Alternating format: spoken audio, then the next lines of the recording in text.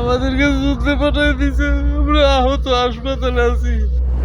আমাদের সামনেই আর কি ৬-৭ জন মারা গেছে, আমরা ৪ জন আর কি ওই জায়গা থেকে জীবিত ফিরছি। আমাদের অবস্থা খুবই খারাপ, আমার 2 ভাইয়ের অবস্থা খারাপ। আমরা দেশে যেতে চাই, আমরা বাঁচতে চাই, আমাদের বাঁচা। 2.5 মাস মতো এই যে আমরা দেশে আছি, কিন্তু সরকার থেকে এখনো কোনো পদক্ষেপ পাইনি। এদের কোনো দয়া মায়া নাই, এদের কোনো মায়া নাই, এদের কোনো দয়া নাই, এরা অসুস্থ। ইউক্রেনের এক অস্থায়ী চিকিৎসা শিবির থেকে এভাবেই কান্নায় ভেঙে পড়লেন রাজবাড়ীর আলী হাসান সোহেল। কোম্পানিতে চাকরির প্রলোভনে গিয়ে রাশিয়ার ভয়ঙ্কর যুদ্ধক্ষেত্রে এখন যমদূতের সাথে লড়াই করছেন 4 বাংলাদেশি যুবক। আমাকে হাতে ইনজুরি, কানে কোনো কিছু শুনি না, কানে সমস্যা ভাই, ড্রোন মারছিল আমাদেরকে দয়া করে উদ্ধার করেন।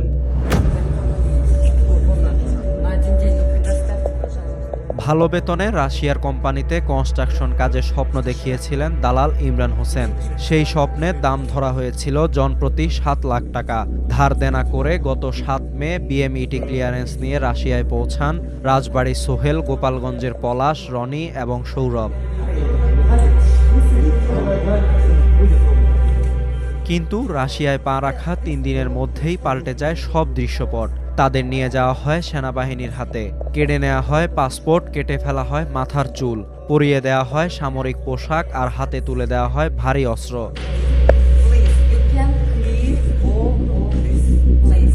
পরিবারের দাবি, ঢাকার মালিবাগের জাবেল ই নূর ইন্টারন্যাশনাল লিমিটেড নামের এজেন্সি এই তরুণদের জনপ্রতি প্রায় 31 লাখ টাকায় রাশিয়ান বাহিনীর কাছে বিক্রি করে দেয়।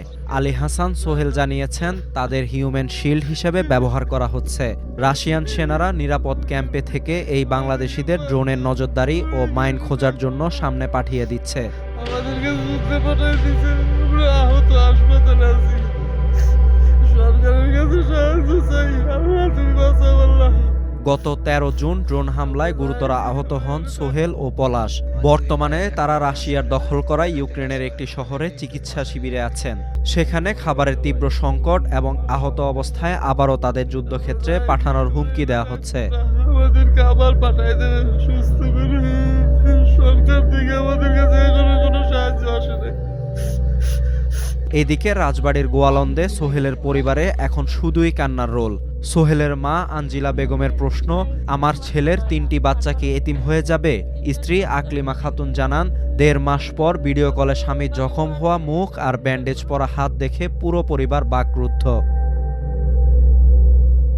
ওই যেদিনকে নিয়ে যাবে ক্যাম্পে, সেদিকে কথা কইছে, আমার নিয়ে যেতেছে, সবার সাথে কথা কইছে পরিবারের, আমার নিয়ে যেতেছে, কি আছে তো বলে জানিনি।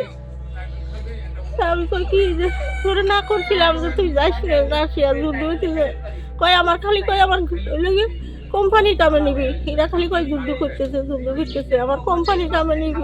এই সংসারে হাল ধরার মতো একটা ছিল, তার দুইটে মেয়ে, একটা ছেলে, তারপরে তার সংসার সম্পূর্ণ কিছু তার উপরে নির্ভর করে।